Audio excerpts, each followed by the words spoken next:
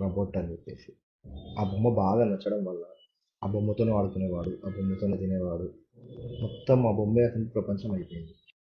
అతను అంత ఇష్టపడ్డ ఆ బొమ్మని అల్మారాలో సెపరేట్ ప్లేస్లో మంచిగా పెట్టేవాడు.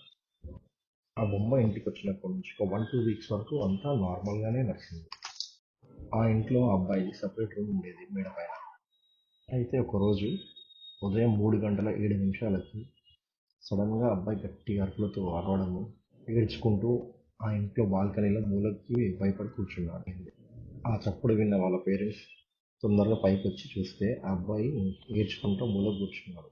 ఏం జరిగింది అని అడిగితే ఆ భయానికి మాటలు రాలేదు ఆ అబ్బాయికి.